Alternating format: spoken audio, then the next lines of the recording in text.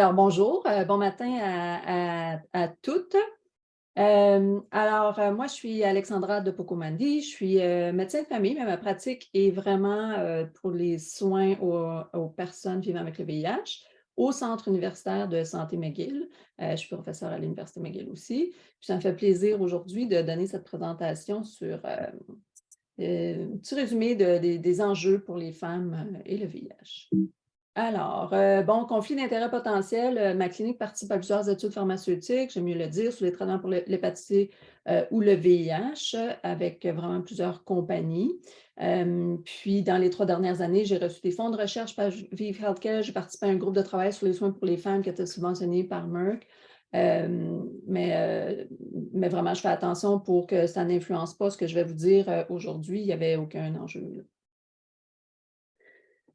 Alors, les objectifs de la présentation aujourd'hui, vraiment, j'aimerais qu'à la fin de la présentation, vous soyez plus familier avec les enjeux de traitements hormonaux et d'antirétroviraux pour les femmes vivant avec le VIH, selon les intentions de grossesse, selon le statut de vie, dans le fond, c'est pour les femmes ménopausées, puis des particularités pour les femmes trans. Connaître les recommandations de soins préventifs pour les femmes vivant avec le VIH, puis apprendre quelques résultats obtenus de l'étude de CHIWOS. Je vais revenir sur ce que c'est. Voilà. Alors, quelques références. Du côté droit de l'image, c'est un petit peu les références que moi j'ai utilisées pour faire ma présentation. Dans le coin droit, c'est vraiment les lignes directrices qu'on suit beaucoup en Amérique du Nord, qui sont faites aux États-Unis, mais ils sont mis à jour vraiment régulièrement, plusieurs fois par année, des fois même. Fait que c'est souvent à ça qu'on réfère, surtout quand c'est spécifique pour les femmes ou les soins périnataux qui ne seront pas mis à jour aussi rapidement dans les lignes directrices du Québec. J'ai aussi en dessous un travail qu'on avait fait avec un groupe au Canada, vraiment un guideline pour aider les cliniciens à s'y retrouver dans les soins aux femmes vivant avec le VIH, qui vraiment résume un peu ce que je vais dire aujourd'hui. Ensuite, en bas à droite, je voudrais mentionner l'outil de prise en charge des interactions de médicaments. Alors, comme professionnel, on se réfère beaucoup à ça pour les interactions, mais je veux juste mentionner qu'il y a un outil patient, aussi un onglet patient qui peut donner des informations sur les médicaments. Il y a Katie, ici en bas à gauche, qui a beaucoup d'informations qui peuvent être aider à la communauté. Et il y avait une série de webinaires qui avaient présenté une trousse d'outils pour les femmes vivant avec le VIH. Et le lien est là, mais en allant sur Katie puis en allant sur CHIWOS aussi, le site de CHIWOS, vous pouvez avoir le lien. C'est un guide pour aider la femme à naviguer dans les soins.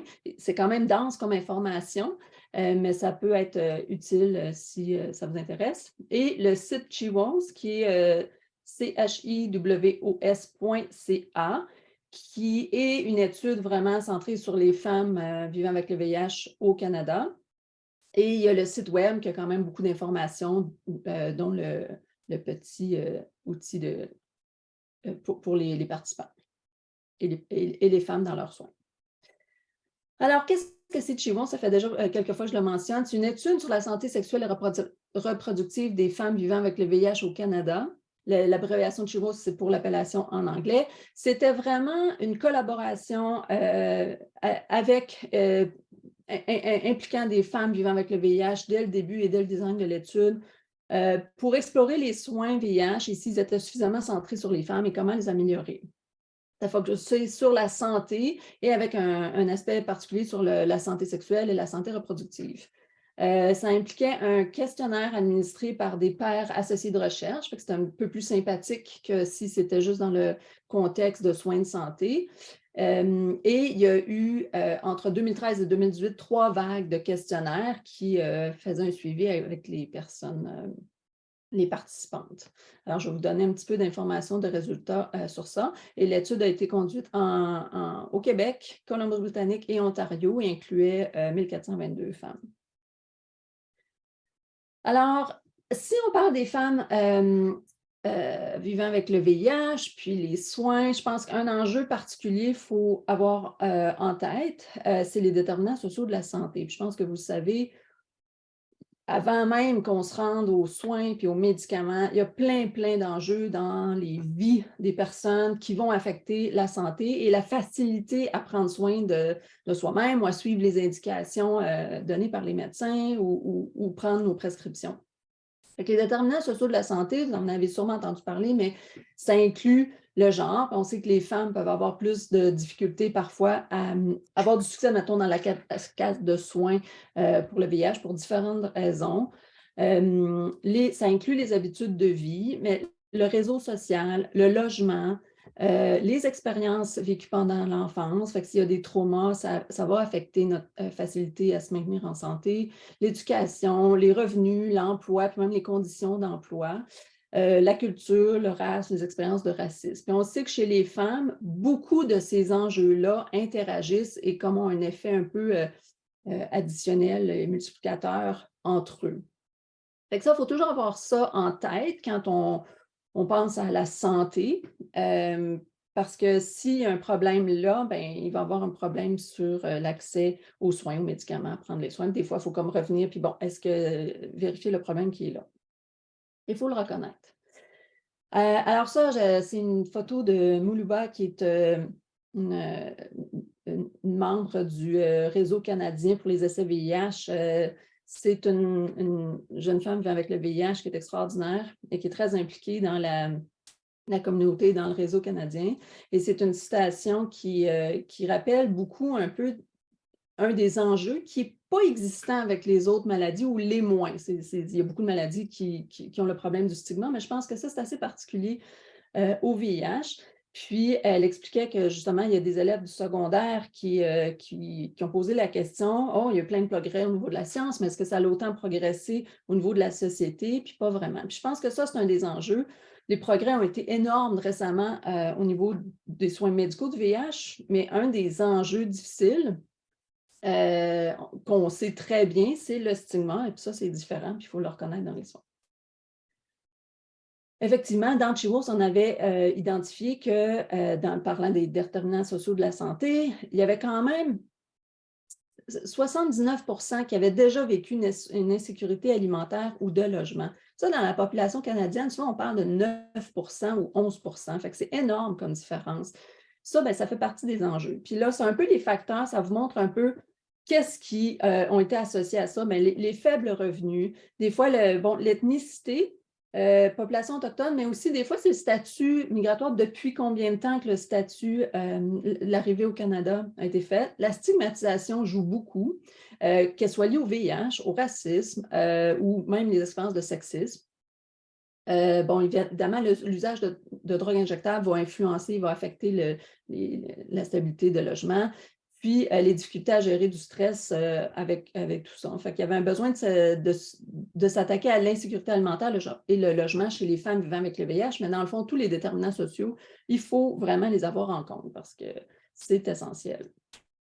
Alors d'abord, besoin essentiel, puis ce que je vous dirais, c'est on le sait, mais votre donneur de soins, il ne pensera peut-être pas d'emblée. Il faut vraiment, parlez-en à votre clinique ou votre professionnel de santé si vous avez des difficultés qui affectent votre santé. Puis ça peut être financière, ça peut être de logement, il y a différentes choses. Il y a des organismes communautaires, mais c'est important. Des fois, ça m'arrive que les patients me disent « Ah, j'ai arrêté les médicaments parce que j'avais plus d'argent pour les payer ou tout ça. » Vraiment, les cliniques sont organisées pour pouvoir vous aider ou donner des ressources ou vous dire. Fait que si on ne peut pas tout régler, mais d'être au courant de vos défis, la clinique peut essayer de réfléchir à une solution, vous aider à trouver une solution. On est conscient que tout ça joue, puis on peut faire quelque chose. Alors ça, c'est le premier lieu. Il faut parler de ces besoins essentiels quand ça cause problème dans nos suivis. Ensuite, les antirétroviraux. Alors, la thérapie antirétrovirale, c'est recommandé pour toutes les personnes. Maintenant, il n'y a plus de degré de CD4 ou d'immunosuppression qu'on suit. Tout le monde, c'est recommandé pour tous. On sait que ça aide à la maintien de la santé. Puis en plus, ça réduit le risque de transmission partenaire sexuel. Alors, les points à considérer pour les femmes, c'est que les intentions de grossesse, il faut savoir c'est quoi l'intention de grossesse, le statut de ménopause, s'il y a des symptômes, il y a des particularités pour les transgenres, il y a des effets secondaires particuliers et il faut considérer les autres problèmes de santé. Puis, il y a des données qui suggèrent que les femmes peuvent avoir plus de difficultés d'adhérence. Parfois, c'est parce qu'elles prennent soin de plein d'autres personnes, les enfants, les parents, la famille, avec le travail. Puis, des fois, les femmes peuvent avoir tendance à se négliger soi-même. Fait qu'il faut en parler.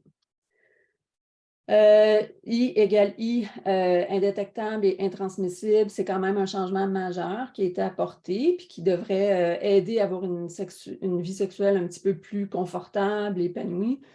En gros, les rapports sexuels sans condom avec un partenaire qui est indétectable de façon durable, il n'y en a pas de risque de transmission du VIH par voie sexuelle. Et ça, plus la population générale va être au courant de ça, je pense que plus ça va aider à diminuer le stigma. Puis, dans nos cliniques, on essaie d'informer les gens, mais c'est vraiment important de transmettre le message pour que tout le monde soit au courant. C'est vraiment important. Les désirs de grossesse. C'est vraiment important que vous parliez de si vous voulez ou pas une grossesse avec votre médecin. Et le médecin ne soulèvera pas nécessairement la discussion, fait que n'hésitez pas à le faire. Ça change la donne dans les traitements, puis c'est important qu'on le sache. Puis des fois, les médecins, on a montré des données, justement, j'ai une étudiante qui a fait regarder dans Chiwas et qui s'est rendu compte que 34 on avait 533 femmes vivant avec le VIH qui étaient en âge de procréer. Il y en avait juste le tiers qui avait discuté de leur intention de grossesse avec un professionnel de la santé. On s'est rendu compte qu'avoir une femme comme médecin augmentait les chances d'avoir eu cette discussion. Est-ce que c'est parce que c'est la femme qui initiait la discussion? Ça peut l'être. Mais il y avait aussi beaucoup de l'enjeu du confort d'en discuter. Mais je pense qu'il faut vraiment être au courant. Les médecins hommes, on essaie de mettre au courant qu'il faut soulever la discussion, mais n'hésitez pas vous-même à en parler. Je veux m'assurer de ne pas tomber enceinte parce que je ne veux pas de grossesse, ou j'aimerais bien avoir une grossesse, ou pas maintenant, mais bientôt. C'est important d'en parler. Et on a vu aussi que ça changeait assez rapidement dans le temps les intentions de grossesse. Ça, c'est la même étudiante qui a fait examiner dans Chiwas. Puis ce que vous voyez, c'est en vert, à la première visite, les gens qui ont dit, 42 ont dit que oui, je voudrais avoir une grossesse dans un futur rapproché. Mais là, la deuxième ligne verticale de couleur, ça montre à la deuxième visite 18 mois plus tard. Puis vous voyez les bandes grises qui passent de un à l'autre. Fait qu'il y a quand même un grand nombre de femmes qui vont passer de oui, j'en veux une à non, j'en veux plus, ou l'inverse, non, j'en veux pas, mais là, oui, j'en veux. Et vice-versa. Puis ça va changer sur 3 ans quand même beaucoup. Puis à droite, vous avez un graphique de les issues de grossesse selon l'intention à la base. Fait que sur 3 ans, même dans les femmes qui avaient dit qu'ils ne voulaient pas de grossesse, il y a quand même eu un nombre assez important de grossesse, même dans les personnes qui ne sont pas certaines. Puis ça, on le sait très bien, il y a plein de facteurs pour ça, la stabilité de la relation de couple. Des fois, la grossesse est désirée parce que c'est une pression du conjoint, mais la femme n'est pas trop sûre. Des fois, c'est l'inverse. La femme veut, le conjoint ne veut pas. Puis là, s'il y a des tensions dans le couple, ça peut changer. Des fois, c'est le statut économique qui peut influencer si on est bien ou pas. Des fois, c'est le statut de santé. Mais bref, ça peut changer dans le temps. On le démontre bien. Mais c'est important à ce moment-là d'avoir une conversation en continu, puis d'aviser votre médecin si, oups, là, ça a changé, maintenant j'aimerais ça, ou maintenant j'aimerais plus ça, fait que peut-être ça prendrait de la contraception, ou peut-être que ça prendrait, il faut réviser, voir si ça serait bien de tomber enceinte sur les médicaments que je prends. Alors, si une grossesse est non désirée présentement, bien là, il faut prévoir et discuter de la contraception. C'est quoi la contraception? C'est un moyen pour éviter qu'un rapport sexuel mène à une grossesse. Et je veux rappeler, les méthodes de calendrier, de température et de retrait, ce n'est pas fiable pour éviter la grossesse. Ça peut facilement mener à des grossesses indésirées. Il y a des moyens de contraception mécanique, c'est-à-dire que ça bloque l'accès du sperme à l'ovule. Fait que le stérilet au cuivre, le diaphragme, la cape cervicale, le spermicide, le condom pour hommes ou pour femmes, évidemment les vasectomies ou ligatures des trompes. Tout ça, il n'y a aucune contre-indication avec le VIH, ça n'interfère pas avec les médicaments. Fait que ça, j'en parlerai pas plus que ça, mais c'est plusieurs méthodes qui peuvent être utilisées. La question revient souvent sur les contraceptifs hormonaux, c'est-à-dire quand c'est des hormones qui sont données soit par la bouche, soit par d'autres façons pour affecter notre cycle menstruel. Ça empêche l'ovulation. Fait que s'il n'y a pas d'œuf, il n'y a pas de fertilisation, donc il n'y a pas il n'y a pas de grossesse possible. Et ça rend souvent aussi plus difficile le trajet du sperme vers l'utérus en épaississant un peu le mucus, fait que ça empêche la fertilisation de façon en jouant sur les hormones.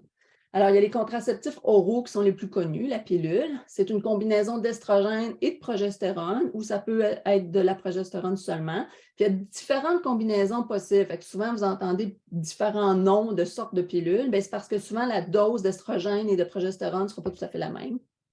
Alors, ça s'ajuste. Sachez que s'il y a des effets secondaires avec une autre peut être mieux tolérée. Il y a des agents transdermiques comme les patchs, comme Evra. Il y a un anneau vaginal qui est disponible. Il y a des implants sous-cutanés. Il y a les injections, connues comme sous la marque de Depo-Provera. Puis il y a les stérilets avec hormones qui sont aussi assez connus avec Mirena. Il y en a 2 là-dedans qui n'ont vraiment aucune interaction avec les antirétroviraux. Et le stérilet, c'est le premier choix. Et je dirais le stérilet autant mécanique que, c'est-à-dire au cuivre, que Mirena hormonal, c'est vraiment le premier choix à la population générale qui est recommandé par la Société d'obstétriciens et gynécologues du Canada parce que c'est plus efficace et que c'est mieux toléré. Ça requiert une installation par le médecin qui est souvent différent que le médecin VIH parce que ça prend une certaine habileté et une habitude. C'est remplacé aux 5 ans, puis ça n'affectera pas la fertilité après. Et d'un autre côté, il y a les injections aussi au Depo-Provera, qui n'a généralement pas d'interaction, qui n'a pas du tout d'interaction en fait avec les antirétroviraux. Mais à savoir, ça peut diminuer la densité osseuse à long terme. Fait que s'il y a déjà une fragilité osseuse, ça peut être moins bon. Puis quelqu'un qui prend du tenofovir à long terme, là, il y a comme 2 agents qui peuvent être un facteur de risque d'ostéoporose. C'est moins idéal, il faut juste y penser aussi. Et ça, le retour à la fertilité peut prendre plusieurs mois après. Fait que si c'est une fois qu'on arrête, des fois, ça peut prendre jusqu'à 1 an et demi avant que la fertilité reprenne. Fait que c'est aussi à prendre en compte dans le temps. Ça peut causer des gains de poids, des changements d'humeur, mais les autres contraceptifs hormonaux par la bouche, ça peut le faire aussi. En général, les stérilets le font moins. Quand on parle de pilules, là, c'est là qu'il peut y avoir des interactions médicamenteuses. Le point important à savoir avec ça, c'est que les hormones ne diminuent pas l'efficacité des antirétroviraux. Fait que ça, dans le fond, on peut être confortable avec cette idée-là. L'enjeu n'est pas là. L'interaction, les antirétroviraux vont continuer d'être efficaces, puis ça ne change pas la progression du VIH, ça, il n'y a pas de problème. Le problème est vraiment l'interaction qui affecte l'efficacité de la contraception et des hormones.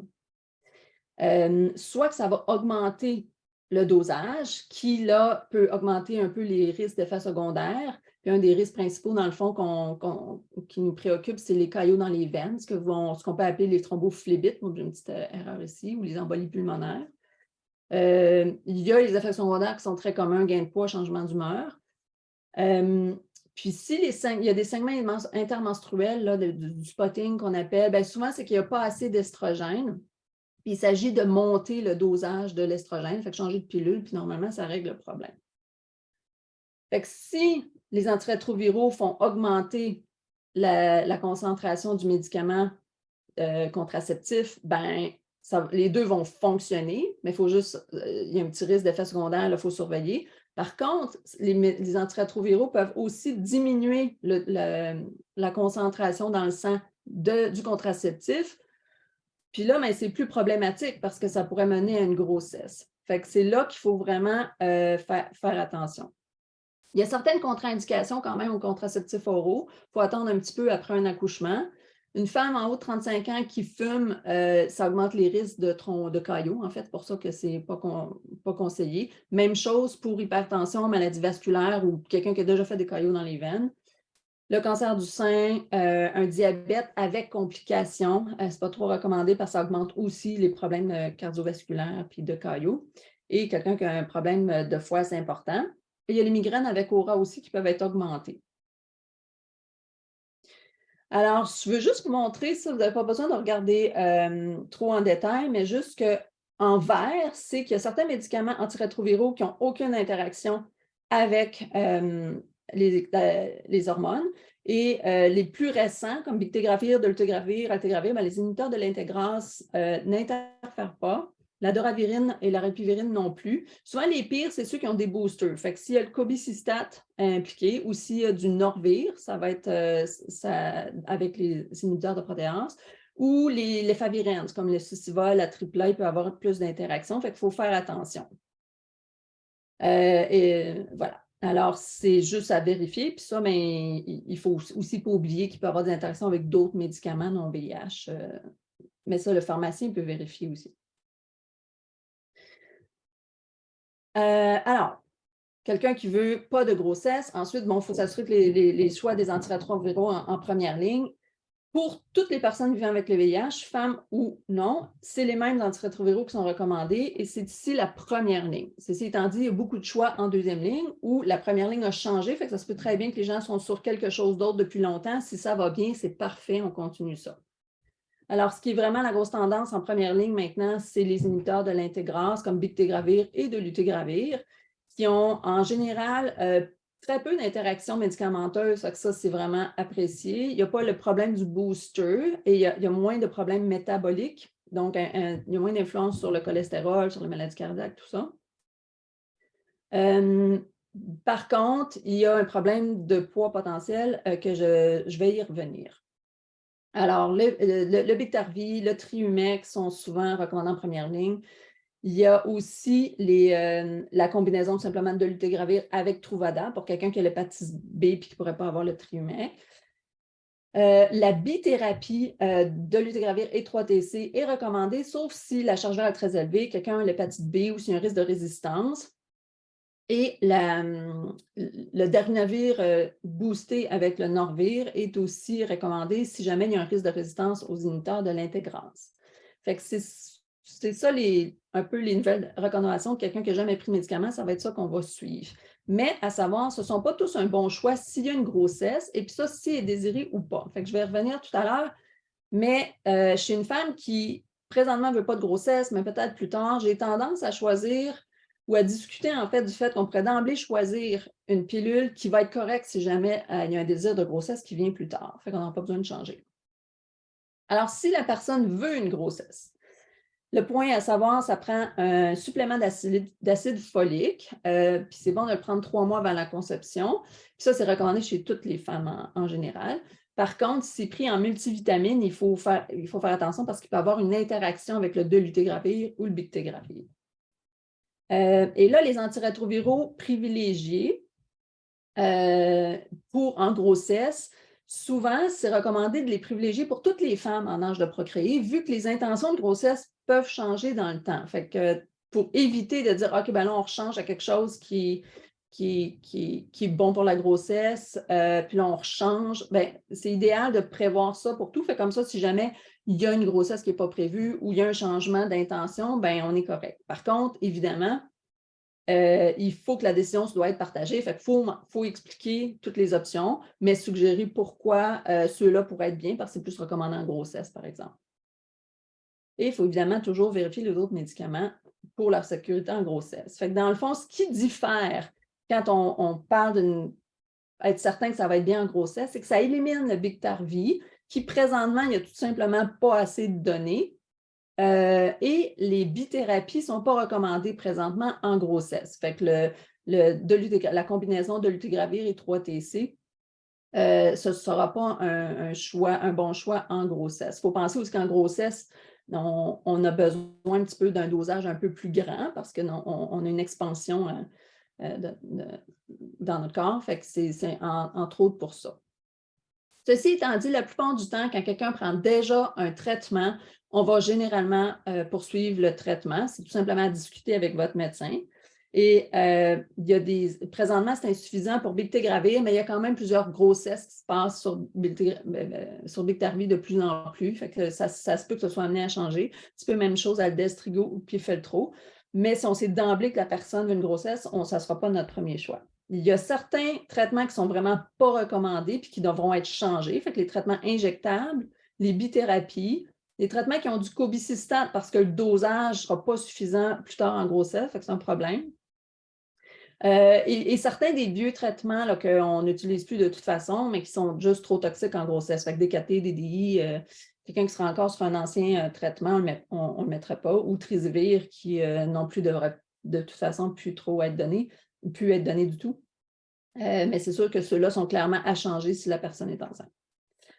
Juste en rappel, dans le fond, en traitant le VIH chez la femme enceinte, ça fonctionne très bien pour prévenir la transmission verticale. En 2016, le taux de transmission était juste de 1 par 100 000 naissances, donc 44 enfants. Ça va vraiment, ça fonctionne vraiment de rendre la charge virale indétectable le plus rapidement possible en grossesse et pour l'accouchement. Mais le seul point à savoir, c'est que dans le fond, tous ces régimes-là impliquent beaucoup le dolutegravir, bictegravir ou le TAF. Et il y a des données qui montrent vraiment que ça semble provoquer un gain de poids chez une grande partie de la population, mais particulièrement chez les femmes et particulièrement chez les femmes noires. Ceci étant dit, avec la pandémie, j'ai vu beaucoup de gains de poids et en vieillissant, on voit tous, dans le fond, le gain de poids est fréquent. Et j'ai vu des gains de poids aussi chez d'autres molécules, mais vraiment, il faut juste le garder en tête, puis en discuter avec le patient s'il y a des avantages, mais il y a ce désavantage-là qui peut être là, puis si le gain de poids devient trop grand, on en parle. L'allaitement n'est toujours pas recommandé. L'alimentation du bébé avec du lait maternisé, c'est la formule, ça demeure le plus sécuritaire pour éliminer le risque de transmission du VIH à l'enfant. Par contre, les recommandations ont un petit peu changé pour qu'une mère est virologiquement supprimée puis qu'elle veut allaiter, malgré qu'on a discuté des risques et du fait que ce sera encore plus sécuritaire avec la formule, bien, la femme doit être soutenue. Puis tout simplement, on fait un suivi rapproché, puis ça peut être par téléphone ou adapté, dans le fond, selon. Et là, selon le pédiatre, le pédiatre va décider du régime donné à l'enfant pendant ce temps-là. Mais maintenant, c'est un peu plus reconnu que, bon, mais si la femme veut le faire quand même, il faut en parler au médecin, puis on va trouver une façon de faire le suivi. Il faut qu'elle soit soutenue là-dedans. Il y a la cabergoline qui peut diminuer l'inconfort de l'engorgement des seins. Ce n'est pas toujours à faire, fait que j'en parle ici. Au premier jour postpartum, ça permet de diminuer l'inconfort quand on n'allait pas. La ménopause, la définition, c'est 1 an sans menstruation, souvent vers 50 ans. Mais ça ne veut pas dire si on n'a pas de menstruation pendant 1 an, qu'on est ménopausé. Souvent, on voit qu'il y a beaucoup d'arrêts de menstruation, d'interruption de menstruation chez les femmes qui ont le VIH qui ne sont pas nécessairement une ménopause hormonale. Fait qu'il y a une prise de sang qu'on peut faire pour aider à préciser. Les symptômes qui peuvent arriver même quelques années avant la ménopause, les bouffées de chaleur, les sueurs nocturnes, sécheresse vaginale, des brûlements urinaires qui peuvent se venir avec ça, une sensibilité au niveau des seins, des douleurs et des raideurs articulaires, de l'insomnie, l'humeur qui peut être un peu plus dépressive et anxiété. C'est sûr que c'est très non spécifique. Tous ces symptômes-là peuvent arriver même en dehors de la ménopause. Mais si on commence à approcher l'âge de la ménopause, bien, on peut penser que c'est relié. Souvent, c'est un peu génétique l'âge à laquelle on va avoir notre ménopause. Fait que c'est souvent, sachant l'âge de la ménopause de notre mère, ça peut aider à avoir une idée vers quel âge ça va arriver. La thérapie hormonale peut être donnée pour les symptômes de ménopause, mais c'est vraiment un choix, c'est vraiment pas donné à tous, c'est vraiment un choix à discuter au cas par cas avec le médecin. Puis ça va vraiment être donné surtout pour les symptômes vasomoteurs, fait que les bouffées de chaleur qui sont trop incommodants. Et le but, c'est vraiment de donner des hormones, la plus petite dose qui va aider à soulager, puis à court terme. On ne veut pas nécessairement donner ça à long terme, on ne veut pas donner ça à trop long terme. On peut aussi, fait que quelqu'un qui a une ménopause très tôt, oui, là, on voudrait prolonger les hormones jusqu'à la moyenne de 50 ans pour prévenir une perte osseuse, pour soulager les symptômes génito-urinaires. Mais sinon, ça va vraiment être individualisé. Puis souvent, ça va être l'estrogène, puis si la femme a encore son utérus avec progestérone. Puis, il faut vraiment réévaluer annuellement, est-ce qu'on continue ou pas. Puis des fois, si c'est vraiment plus des symptômes vaginaux, là, ben, il y a les crèmes vaginales qui peuvent fonctionner vraiment très bien puis qui ont moins d'effet au niveau systémique. Il y a quand même certaines contre-indications. Si la femme a déjà des saignements vaginaux présentement inexpliqués, il faut investiguer ça d'abord. Problèmes de foie, de maladies coronariennes, d'ACV, cancer du sein ou de l'endomètre, de démence, problèmes de cholestérol au niveau des triglycérides, puis un risque de caillots veineux. Fait que les hormones, ce n'est pas complètement bénin non plus. Ça peut augmenter le risque de maladies cardiovasculaires ou de thrombophlébite. Fait que c'est assez important. Puis quand ça fait plus que 10 ans depuis la ménopause, bien, ça ne devrait plus être donné. Il faudrait diminuer parce que là, les risques deviennent plus grands. Encore là, c'est le même chose un petit peu que pour la contraception. Les antirétroviraux vont demeurer efficaces. Il n'y a pas de problème. C'est vraiment l'interaction des antirétroviraux peuvent diminuer ou augmenter les agents hormonaux. Fait que là, dans ce cas-ci, c'est beaucoup moins pire que pour la contraception parce qu'au pire, la petite dose ne fonctionne pas puis on peut l'augmenter suivre les symptômes et les effets secondaires. Fait qu'on commence le plus petit possible, puis on augmente tranquillement jusqu'à ce que les symptômes soient soulagés. Fait que c'est un petit peu moins, l'enjeu est un peu moins grand qu'avec la contraception. Même si une interaction, on peut garder le même traitement, puis juste tout simplement ajuster les hormones en sachant qu'il y a une interaction. Pour l'identité de genre, on a examiné dernièrement dans CHIWOS, est-ce que les femmes trans sont aussi à l'aise de discuter les besoins spécifiques pour transgenres avec les médecins? En général, oui, c'est assez bien. Un petit peu plus peut-être de confort avec le médecin VIH, mais pas tant. C'était quand même assez bien, autant avec le médecin de famille que le VIH. Fait que ça, c'est une bonne nouvelle. Par contre, il y a quand même 10 à 13 qui ont rapporté qu'il y avait eu des expériences négatives dans le passé avec le médecin pour le VIH, soit qu'ils ne connaissaient pas assez pour les soins transgenres, soit qu'ils croyaient que c'était une erreur. Fait que bon, on n'est pas garant d'avoir des mauvaises expériences, mais quand même, en général, le confort est là pour Ce que je disais ici, c'est tout simplement qu'avec les hormones, c'est la même chose qu'avec les autres choses. Les antirétroviraux vont être efficaces. Par contre, les hormones peuvent être augmentées ou diminuées avec l'interaction. Alors ici encore, c'est juste d'ajuster, partir avec la plus petite dose, puis ajuster selon les signes d'excès ou d'insuffisance hormonale. Fait que c'est aussi plus facile ici d'ajuster. Il faut juste garder en tête qu'il y a une interaction possible. Fait que des fois, ça prend une plus grande dose ou une plus petite dose que d'habitude. Et c'est même chose, en fait, pour les traitements féminisants que masculinisants. Alors, juste, je vais aller rapidement pour les autres problèmes de santé. Il faut penser que le VIH, c'est un problème, mais souvent, il y a beaucoup d'autres problèmes en même temps. Puis ça, c'est des données de l'étude CHIWOS, qui, bon, la moyenne d'âge, la médiane était 45 ans, fait que c'est sûr que ça varie selon l'âge. Mais il y en avait juste 20 à peu près, ou 19 qui avaient que le VIH comme problème. Alors, la plupart avaient soit une condition physique aussi médicale, soit une condition au niveau de santé mentale, soit les deux, ou soit un handicap qui s'ajoutait. Fait que souvent, il faut penser que les besoins de santé chez les femmes qui vivent avec le VIH, bien, c'est au-delà de juste le VIH. Il y a autre chose. J'ai parlé des déterminants sociaux de la santé, mais il y a aussi tous les autres problèmes de santé mentale, handicap ou santé physique. Et voici ce qui était le plus commun. La dépression et l'anxiété étaient quand même très communs, presque le tiers avait vécu. Ceci étant dit, c'est très élevé aussi dans la population générale. L'obésité aussi, qui est quand même assez important. L'asthme, l'insomnie, les problèmes d'utilisation de substances, l'arthrite, puis l'ostéoporose et les autres douleurs, les cancers et précancers. C'est sûr que là, le taux est assez élevé parce que ça inclut les précancers, comme les papilles anormaux et ces choses-là. Fait que voilà, fait qu'il y a quand même plusieurs autres problèmes qui peuvent survenir, mais c'est aussi le cas dans la population canadienne. C'est juste qu'il y a certaines maladies qui peuvent survenir un petit peu plus chez les femmes qui ont le VIH.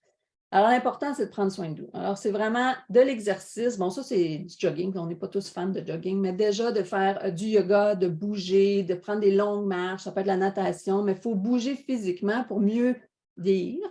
Malheureusement, la sagesse vient avec un prix, mais plus on va bien manger et plus on va bouger et rester actif, plus on va avoir un bénéfice sur notre bien-être, notre santé, la diminution de risque de beaucoup des problèmes médicaux. Fait que je trouve que pour les femmes, il faut se le rappeler parce qu'on dirait que tout le monde passe avant, tous les autres besoins, on s'occupe de tout le monde, puis on n'a pas le temps de s'entraîner, puis on n'a pas le temps de moins manger. Mais ça, vraiment, si vous voulez rester longtemps utile pour votre entourage, c'est vraiment important. Ça, je vais passer plus vite, mais dans le fond, c'est un peu le même principe. C'est que les femmes ont besoin que les soins intègrent tous ces aspects-là de santé, puis c'est vraiment important. Puis si ça peut être aussi, vous pouvez vous aider en disant, n'hésitez pas à en parler à votre médecin, parce que souvent, l'intégration n'est pas très facile à obtenir dans les soins, puis ça, on l'a bien démontré avec les données de CHIWOS. On a aussi vu dernièrement, j'ai une étudiante qui a démontré que l'accès aux services de santé mentale ont un effet sur la cascade de soins. Fait que si notre santé mentale, on sait très bien qu'il faut s'en occuper, sinon on risque de décrocher dans les soins pour le VIH, mais aussi le soin des autres problèmes, diabète et tout ça. Puis on a découvert aussi que même si c'était disponible, il y avait comme l'accès aux services de santé mentale n'était pas toujours facile. Soit que c'était mal adapté, soit que c'était pas assez disponible. Puis c'était encore pire en région. Fait que vraiment, on se rend compte que les services de santé mentale, c'est vraiment important, puis c'est pas parfait encore. Il y a des maladies qu'on peut prévenir. Je vais juste passer rapidement à la prévention du cancer du col. Il y a le vaccin VPH qui est gratuit pour les personnes vivant avec le VIH de 18 à 45 ans. Je vous encourage fortement à l'obtenir. Et il y a les dépistages qui sont recommandés. C'est encore des pap tests pour les femmes qui vivent avec le VIH. Dans la population générale, il y a un petit peu plus d'utilisation du test HPV, puis ça se peut que ça s'en vienne pour les femmes vivant avec les VIH aussi, mais présentement, c'est encore la cytologie. Et vous êtes référé en colposcopie, c'est anormal. C'est vraiment aidant pour prévenir et agir avant que le cancer se développe. Par contre, il y a beaucoup de délais dans les... Ça devrait être annuellement, mais il y a beaucoup de délais. C'est souvent pas fait. Soit que les femmes n'aiment pas particulièrement. Ça, on sait tous, ça, c'est pas particulièrement agréable, mais c'est vraiment important. Fait que, dans le fond, vous pouvez vous-même aussi rappeler à votre médecin ou faire un suivi, puis, ou parler de ce que vous n'aimez pas dans le pap test. Ça peut aider. Tous les cancers reliés au VPH sont plus fréquents. Fait que s'il y a des... Puis ça, je veux vous en parler parce que vous avez des lésions étranges au niveau de la vulve, du vagin, près de l'anus. Il y a des saignements au niveau anus. Il faut y penser. Ça peut être relié aux des lésions dues au VPH ou un cancer dû au VPH, même dans la cavité orale. Fait que consulter, ça, c'est vraiment un aspect qui est pire chez les gens qui ont le VIH.